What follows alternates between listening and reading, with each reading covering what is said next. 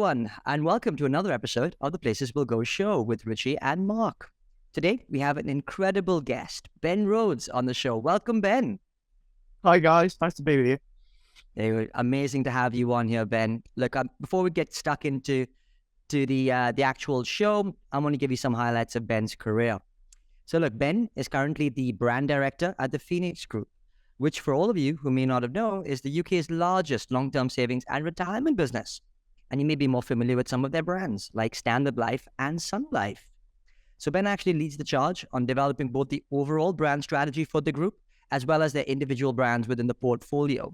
So I'm sure we'll get a little bit into brand strategy as we go through this meandering journey we're about to embark on. But before that, Ben was actually the group marketing director for Royal Mail for almost up to a decade. And he actually also spent a lot of time with MasterCard as their VP and head of brand for Northern Europe. So he really has had an illustrious career. Yet I do know there's a couple of bumps in the road, which I'm going to pick at as well, which I'm sure he'll be happy to share. So for all of Ben's success, he's actually been named in the top 100 most effective marketers by Marketing Week. So I really can't wait to get into the conversation. Ben is truly a brilliant guy, and I'm sure he's someone who just doesn't hold back. So welcome once again, Ben. Welcome to the show. Brilliant. Can't wait to get going.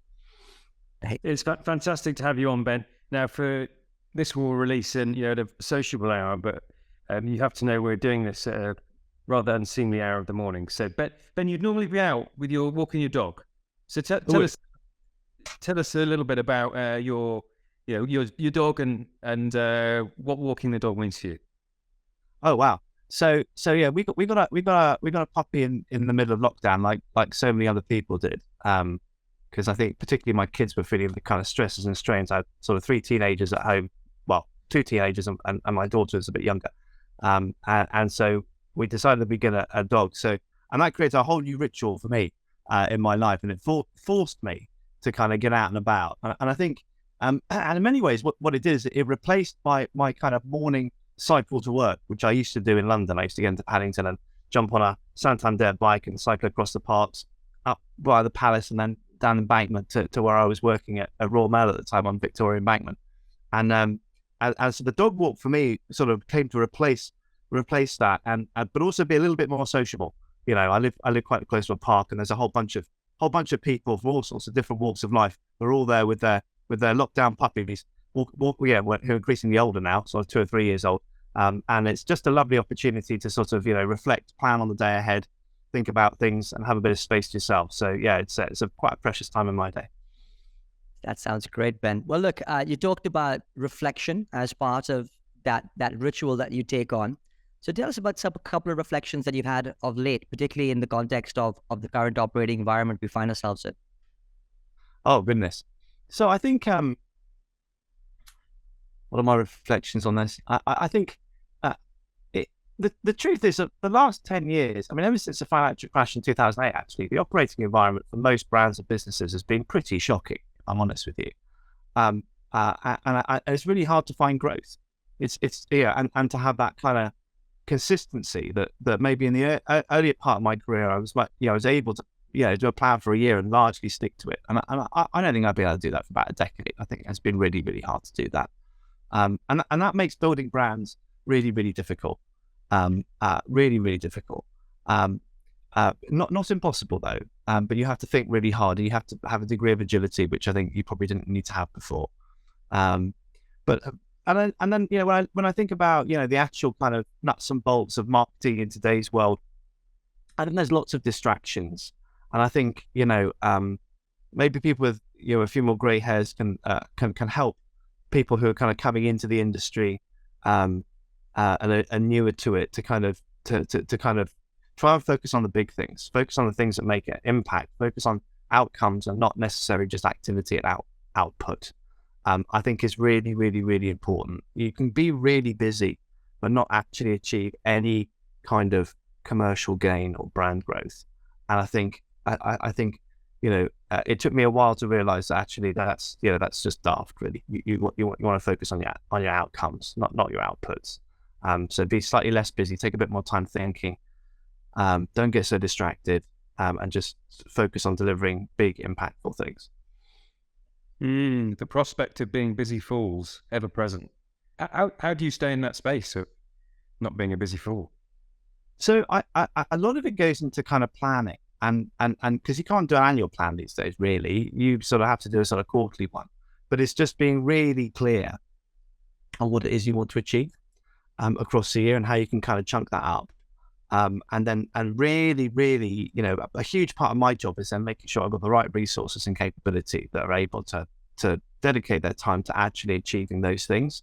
It's so easy to get blown off course. Like, it's just so easy because like something happens in the world, and you're not in control of that.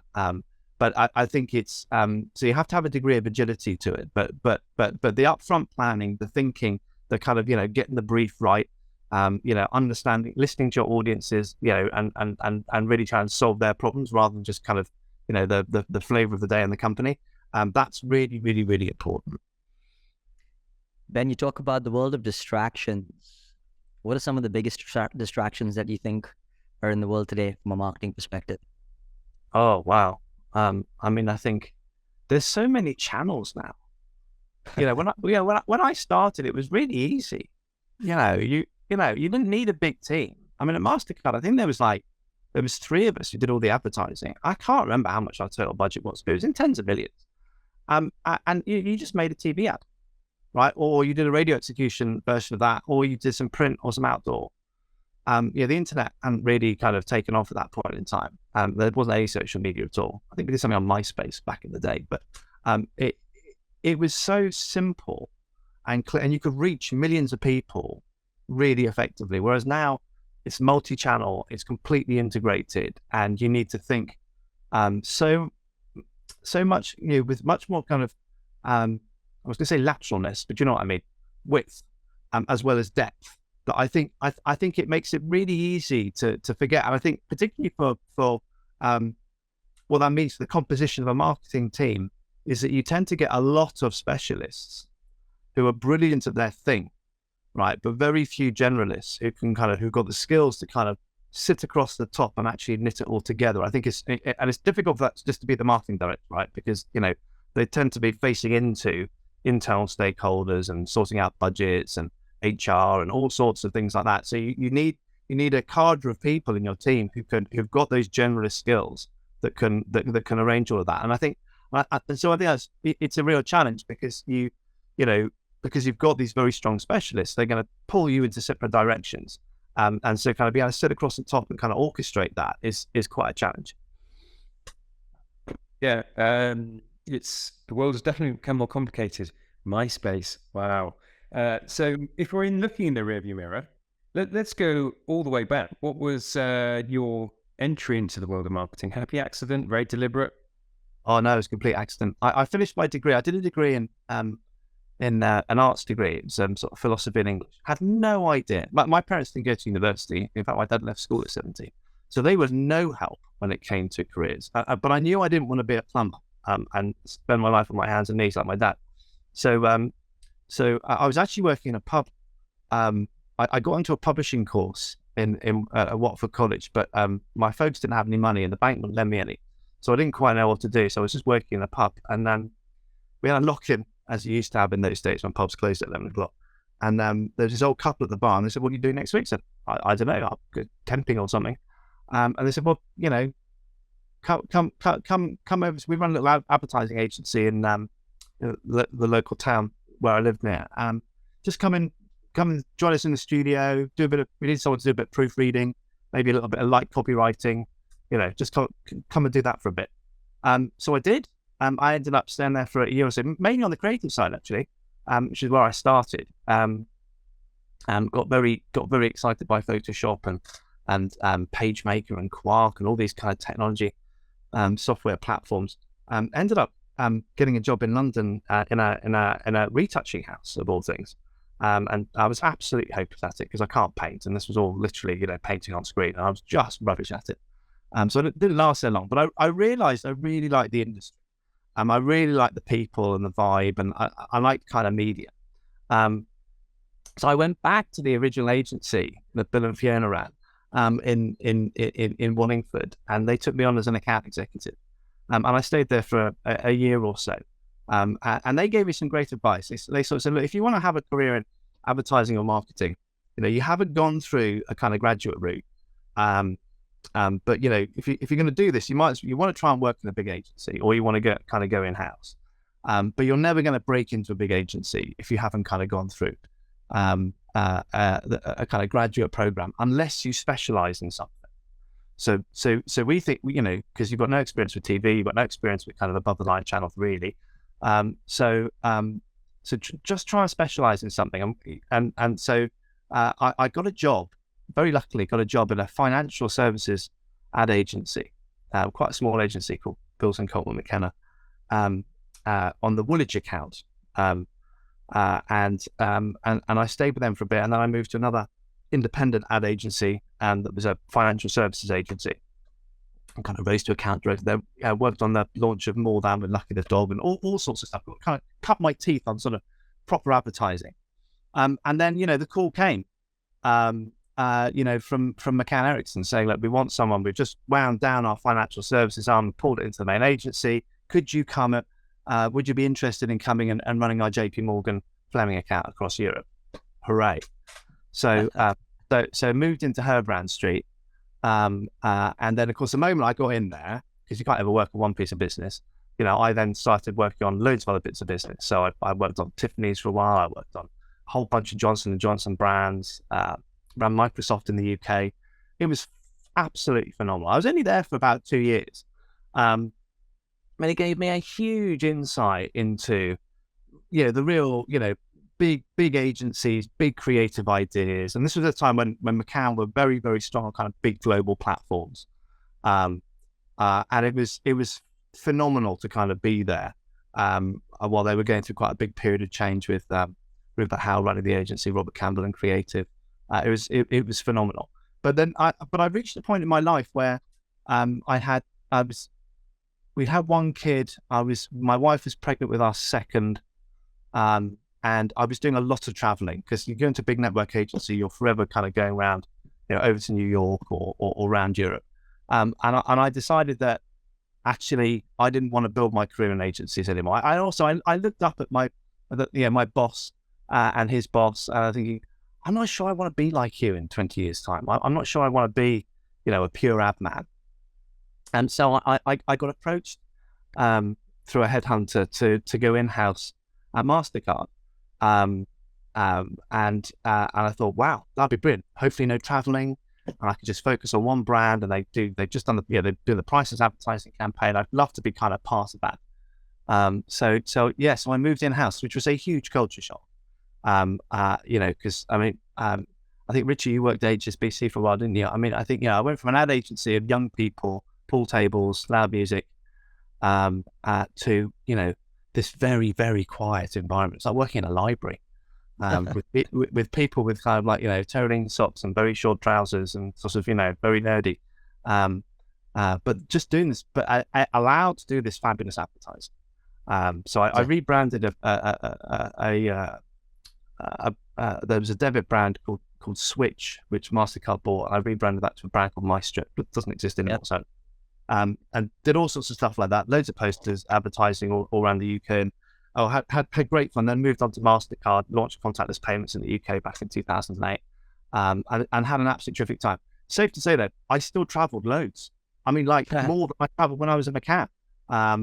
Permanently out on shoots, permanently over in Brussels, where the European HQ was, over in Purchase in New York, where the headquarters was globally. At which point I had 3 kids. I thought, I've got to stop doing this. My wife is going to forgive me. And that's when I moved over to Royal Mail.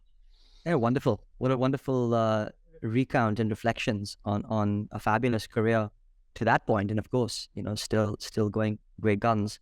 I want to pick up on something that you said when you talked about that you didn't want to be a pure ad man. I think it's quite interesting and perhaps quite a pivotal moment where you then ended up, going actually client side. And perhaps digging into that a little bit, why did you feel like that? And clearly now one could maybe say you're a pure brand guy. I'm not sure. Maybe that's not how you categorize yourself, but love to hear why not a pure ad man. So I think you see the joy of working in an ad agency is that you get to focus on craft, brilliant execution, right? And so you're just there doing that all the time. So I absolutely learn so many craft skills in terms of, I spent 10 years in agency, so I really learned how to do communication. But you're at the execution end. And I'm really, really inquisitive and nosy. And also I like to think of myself as being quite kind of strategic and reflective. And I just wanted to get upstream of the problem, because I was always just executing, let's do this campaign, as opposed to, here is this business problem. How are we going to solve that? One of the ways might be a new product. It might be new pricing. It might be opening new channels. One of the ways might be we'll do some creative work. We'll do some promotion. But I wasn't when I was stuck in an agency, I was just at that tip of the spear on promotion. And I kind of wanted to get upstream of that. And so that's what I thought I'd have. What I didn't realize originally when I moved to MasterCard is that, I knew nothing really about the broader marketing mix. I'd never had any training in anything. I was just an app man. And it was only by like the most amazing serendipity that I happened to be there when a new head of European marketing arrived, who was an ex-P&G guy, who, took me and several others under his wing completely and basically taught us how to do marketing. Kind of the P&G way, but basically just taught us how to do it and read a P&L and work out, where opportunities were and listen to customer insight and really kind of, build a whole load of things and then think about the advertising that goes on the back of it. And so I was really, really lucky that happened. Otherwise I'd just be like, just turning out ads all the time. And there's a bit more to marketing than that. Just a wee bit. Just a wee bit. Get upstream of the problem. That's a good line, just in general, but obviously worked well for you. So I've spent 13 years in financial services. Richie's done a stint as well. Sometimes gets a bit of a bum rap. I know for the first 3 years when I worked at Durrell, I kept saying I'm not an insurance guy, and then somebody said, "Well, hang on, you've been there 3 years." So financial services. So what's your take on the whys and wherefores of marketing within financial services? I think the first thing is, Mark, it's actually really difficult. I mean, it's difficult. I mean, it's more common now, but certainly at the beginning of my career, because it's very difficult to sell a service than it is to sell a can of baked beans, right? Because it's just not tangible. It's really hard. And obviously, with the internet, you can create much more kind of tangible experiences. But at its heart, there isn't a product that people can kind of pick off a shelf and kind of take it home and taste. It's a lot more intangible than that, and therefore the customer experience becomes much more important. All the touch points become much more experienced and much more kind of give you the ability to kind of give a real brand impact, which you don't necessarily need to have if you're working in fast-moving consumer goods or retail, because people will get that experience when they're walking into the physical shop. So I think that has a huge difference. The other thing is, it is regulated beyond anything I've ever known. And in the time that I left MasterCard in 2010, and I've obviously come back into financial services in the last couple of years, and the depth of regulation that there is now around what you can and can't say is absolutely astronomical. And I think that makes it quite hard, actually, to, in some respects, to be able to be very simple and very clear about what you're saying. Obviously, the regulation's there for a reason, but I think it adds a layer of complexity. And I think in some organizations, to be honest with you, they're scared of marketing. They're scared of making a mistake. I don't think that's particularly great. That's a great environment to try and operate in and try and grow a business in, because the regulation is so worried about the lowest denominator, kind of ruining everything for everybody. It makes it really challenging. But that's, for me, is part of the intellectual challenge, right? That's a bit. And people kill for money. They don't kill for for kind of toilet cleaner.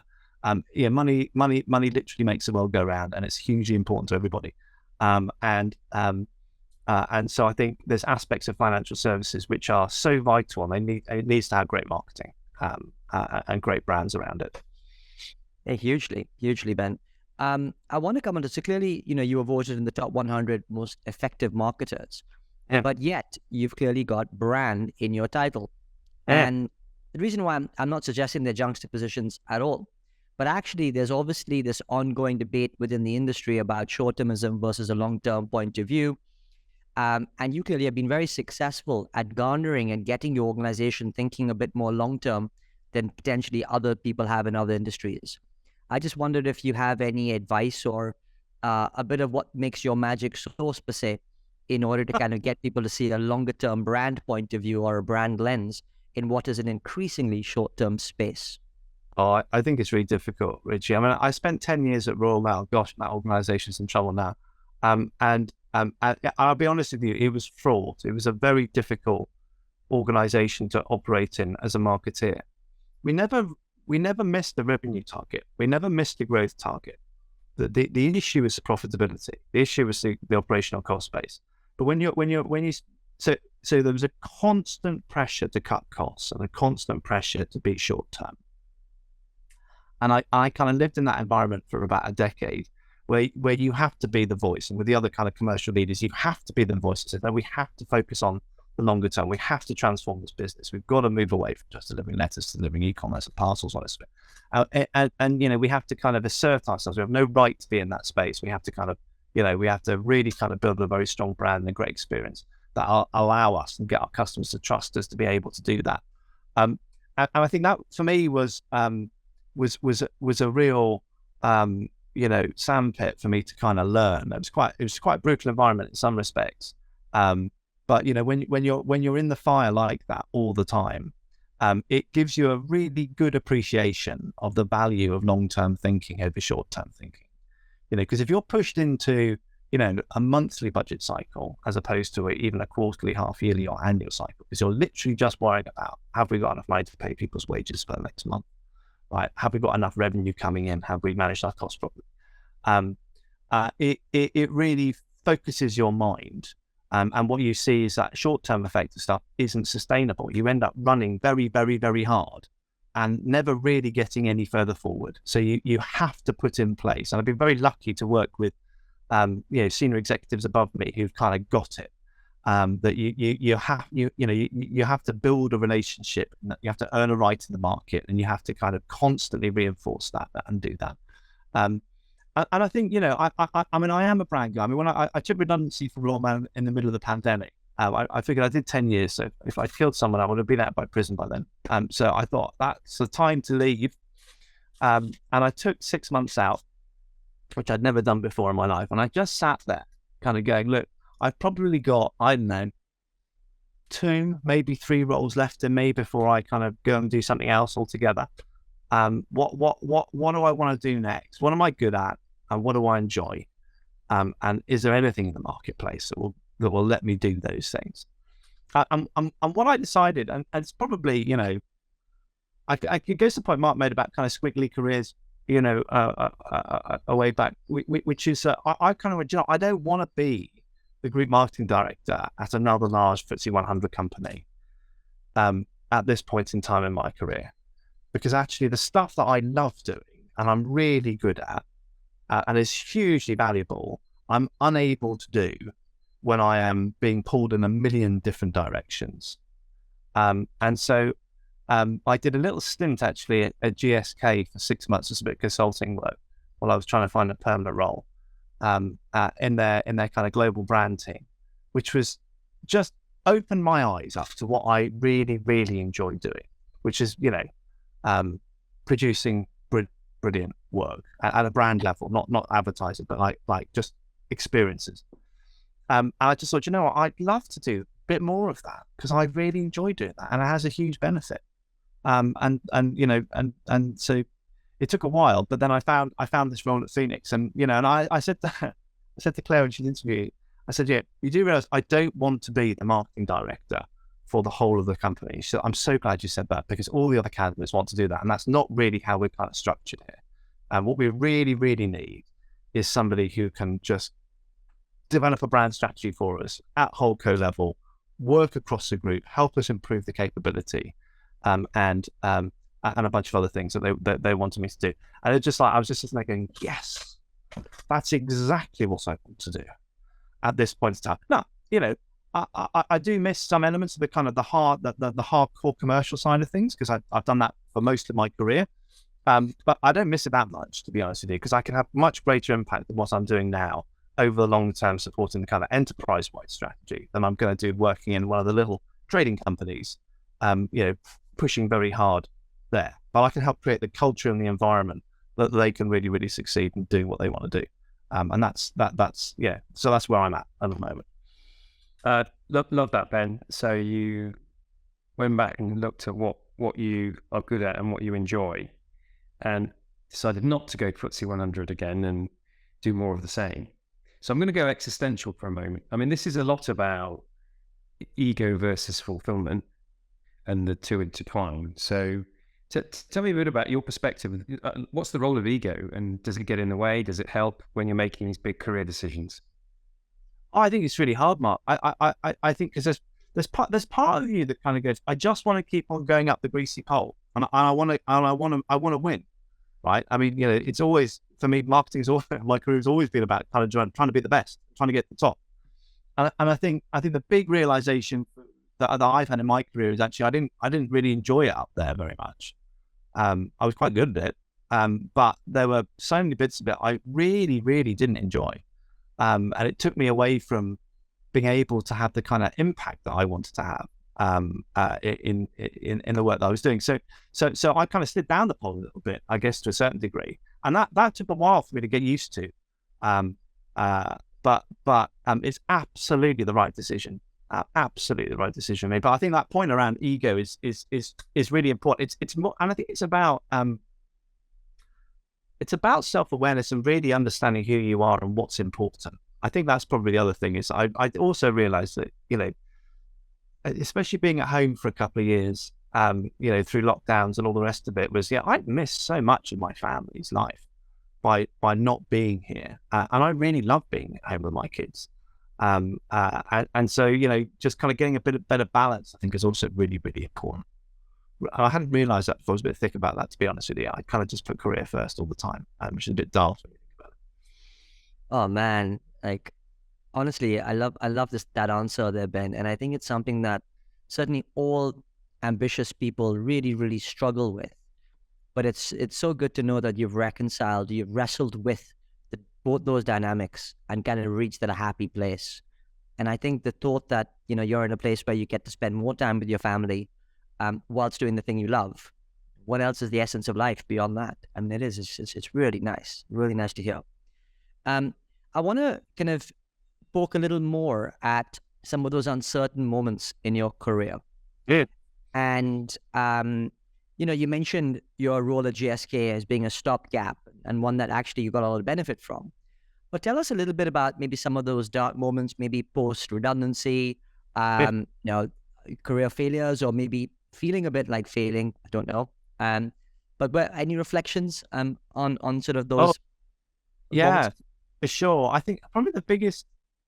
I've had all sorts of ups and downs in my career. I mean, you always do. When I landed at Royal Mail, and that was a huge culture shock. I'd gone from a kind of a very small headcount, high growth, largely technology company with loads of delegated authority in MasterCard to a business that was sclerotic, and very slow moving, 10 people to do one person's job, multiple layers of kind of governance and approval, infinite court of appeal. You can never do something without somebody else moaning about it. It was just and I remember I got my first my first review. And they got some external consultants to come in and kind of do some 360s on kind of all the senior leaders and all the rest of it. And I'd landed so badly in that company because it was so countercultural to where I'd been, and I was frankly a bit immature, I guess. And I just remember thinking, oh God, how am I ever going to kind of recover from this? Because I obviously can't sort of bluster my way through and kind of wow people with kind of creative brilliance, and I can't. They're just not prepared to run at the pace that I want to run at. And actually, to do this job really well, I'm going to have to really change who I am and how I operate to kind of really get a grip on how to drive change in that organization. that was really, really challenging. I think that was probably the only time I've ever, we do this terrible thing in work where we give people reviews and they get grades and stuff like that. I think that was the only time in my career I ever had kind of improvement needed. And it was a real moment. Talk about ego shot. I mean, I come from Mastercard. I was like, celebrated as one of the strongest marketeers in there and won all sorts of internal awards and all the rest of it. And I landed this place and they just thought I was a wanker. I mean, they just hated me. It was awful. And it took a lot to kind of really kind of go, wow, I need to get my head around this. If I'm going to make a career here, I really, really got to grip this, and I've got to be a grown up. So that was really tough. And I think other hard times, and particularly Royal Mail, because this is business going backwards all the time. We constantly had restructures, like every 18 months, and sometimes the restructure would be wrong, and they do it again 6 months later. And when you're trying to run a department, and you're constantly putting people at risk, or you're having to let people go, or you're taking on other functions and restructuring them into your functions. I did quite a lot of that. You're ending people's careers in some cases because they're never going to work again.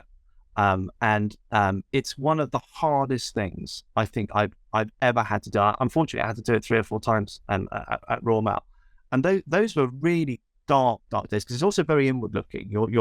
It's inward within the company, and marketing department should be outward looking. They're the only voice of the customer in the organization, and what have you. But when you have to do all that structural change stuff all the time, that was fairly miserable, to be honest with you. Had some fun conversations with the unions because we're all completely unionized. So you'd have to so you'd have to have some really quite comical conversations with them in hindsight, where you think, blimey, God, not sure how this is ever going to change. But they're there to protect workers' rights. So if you're downsizing and stuff like that, you've got to do it the right way. So that was quite hard. That was quite hard. I mean, I'm running out of money, which is what happened after I took redundancy. After about 6 months, that was freaky. I mean, I've always had a salary. Right? I'm not like my parents run their own business, so it was they had to slog every day, every week to kind of make sure that there was enough money to put food on the table. But I'd always been a corporate beast. I started off with small companies, but I spent most of my career in large companies. So that was quite a wake up call. That really was quite a wake up call. And you suddenly realize that you've got to focus on what you're great at, and then you need to learn how to sell yourself to kind of get a new role to do that. That was pretty dark. So Ben, thank you for your transparency. It will help, because a lot of people listening to this will be in tough times, have had tough times, will have tough times ahead. The point about culture, they thought you were a wanker. I doubt they really thought it quite as bad as that. But the criticality of culture is a key thing, and you can be a hero in one environment and a complete misfit in another. I've never worked in a unionized environment, actually. That's an interesting thing. But you've talked about having to restructure and let people go. Let's just turn it round to a second. You'll have obviously built teams, worked with great people. What do you look for when you're hiring? That's really good. That's a great question, Mark. Because that's what I've done at Phoenix. So I landed at Phoenix. There was no brand team at all. I was their first brand director altogether. So I built the team from scratch over the last 2 years. And it's a mixture of, there's clearly kind of talent and capability that you need to have. But the most important thing, though, is fit. Is, can I work with this person? I've always believed that you kind of work in partnerships, right? I mean, the best things get done in pairs. So you always have to kind of have 2 people kind of working together quite closely on different things to kind of achieve stuff. So I've absolutely handpicked everybody that has worked in there to make sure that we've got this collegiate culture that we can that can really kind of bring out the best in everybody. I've worked in lots of different cultures, from command and control cultures and all sorts of different things, and having a culture where people genuinely feel safe to be able to say, no, you're wrong, we need to do it like this because, and speak up, whether they're very senior or very junior, is, I think, one of the biggest leadership challenges there is, and certainly, but it's how you create brilliant work. Because I realized quite early on in my career that I might be very senior, but I really don't know all the answers. and being able to kind of listen and encourage other people to kind of bring out their experiences is so valuable. But it's really difficult to do, especially in the melee of kind of day-to-day work. But I've been very lucky in this role of being able to create that from scratch. So it's been a green field. So that's a lot easier than when you're moving into a new business with a big setup already. But yeah, no, culture and fit is massively important. That chemistry that you get between people is so hugely important. Hey, what, Ben? When you said the best things get done in pairs, I think that's actually so profound. And of course, in the advertising world, we see that all the time, right? Within creative ad men, they work in pairs. And interestingly, just yesterday, I was at a drinks event with a really old friend of mine who actually ended up becoming the doubles world #1 squash champion. Him and his duo. And interestingly, so I asked him the question around, well, actually, do you think you'd have made it on your own? And in fact, he said that he was almost on the verge of giving up on the basis that he had to do it by himself. And then the second he then found his partner, he actually ended up becoming the world's #1. So there you go. It's just really profound, actually, how actually two people fighting at it together actually make a huge amount of difference. Yeah, you and me, Richie. I know. Hey. There you go. But you see, I think there's just something about sort of saying to, a colleague, look, yeah, I'll partner with you on this, right? I will take on some accountability. I'll take on some responsibility. We can work this problem together. I think that is huge and powerful. It doesn't just have to be about me or I. And I guess, that goes back to the ego point that Mark was making earlier. I think for a lot of my career, it was all about me. But I've realized increasingly that it really isn't about me. And I can have the greatest effect by working with other brilliant people. And that's been a bit of a light bulb moment for me, for sure. Wonderful, Ben. Ben, I think we're coming to the end of the segment here. So, Mark, would you like to pitch the last question?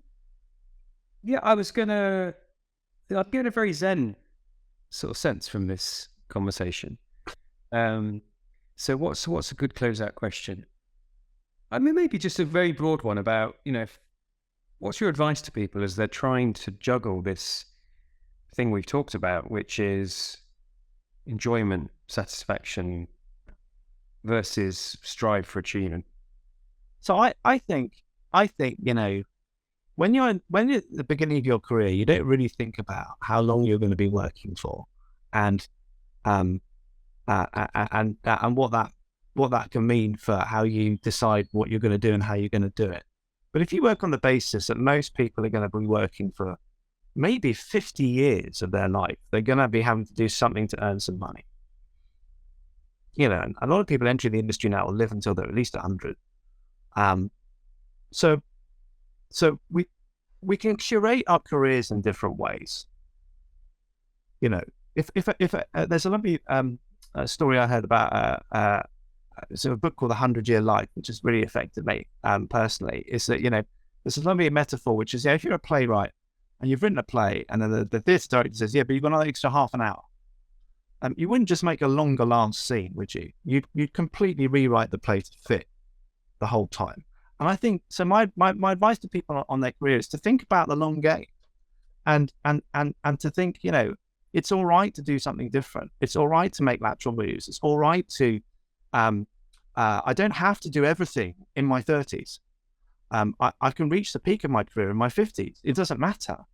I can do lots of different things because actually I've got a lifetime of doing this. And I think if we think in that way, it becomes far less condensed, and I think you're likely to make less kind of knee-jerk decisions about stuff. And I think, and certainly I wish I'd thought about my career in that way, because as you start your career in one direction, you end up moving in all sorts of different ones. But if I actually sort of thought to myself properly, gosh, I'm going to be doing this for decades and decades and decades, I may well have made some different choices on my journey through. Very nice note to end, and a lovely circularity around playing the long game back to your move into growing brands and encouraging organizations to think long term. There's a sort of a duality there. Ben, fantastic to have you on the show. I really appreciate your honesty and transparency. And as I said, it's been, well, for me anyway, somewhat zen. Let's just recap on what we've talked about. We've talked about, actually, the reality is it's very hard to find growth in the last decade. It's a much more complex world. You can't do annual planning these days. Many out there will be thinking, but that's what we do. But anyway, the point being, be focused on outcomes and don't be busy fools. Great advice. You described a bit of luck, a few accidents. You didn't want to be a plumber, but of course, the good things come to good people, and so it did to you. I like the way you talked about looking for the big creative ideas at McCann, but you found your groove. You didn't spend your career on your knees like your dad, as you didn't want to do. But you didn't want to be a pure ad man. You wanted to get out upstream of the problem. What a great phrase. Let's all steal that with pride. You sound like a really big hitter. You said, let's get upstream of the problem. Those are good words. We talked a bit about FS. And of course, I've said for many years, it's not toothpaste and baked beans. There was once somebody from Sensodyne in the audience who didn't take too kindly to that. But the reality is, part of the challenge of financial services is it's very complex, but very important in people's lives and livelihoods.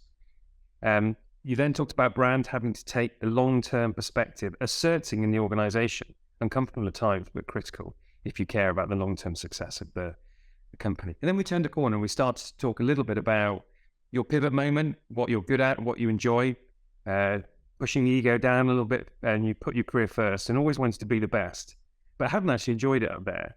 And you got more in tune with who you are and what's important and a bit of balance, which was fantastic to hear. Which is a good segue into, and yes, of course, like everybody, you've had your difficult moments. You found yourself in a very cultural context in Royal Mail and maybe didn't fit. And I appreciate your honesty around that. And then, of course, not having a salary for the first time. So I think the more that we can normalize the fact that this squiddiness happens and people do find themselves in between. And there's a lovely twist on that, which is actually to credit one of our previous guests, Laura Beckingham, this notion of the liminal space. Which is in between no longer and not yet, which is a place of tremendous growth and possibility. We heard a little bit about your perspective on creating culture, and people need to feel safe to speak up. That's how you create brilliant work. So it's interesting, isn't it? The thought of creating a psychological safety. It's not an end in itself. It's the ... towards that's where the really great work happens. We talked a bit about partnering, and then we closed again on it's a long game. You might be working for 50 years. I mean, who knows? You might be working for 100 years. So you can curate the career that you want over time and be a little bit patient. Take the rough with the smooth. And so thank you. I appreciate your insights, Ben. I think it'll be very helpful for people who are facing the same squiggly challenges as you have done, and many do. Cool. Thank you very much, guys.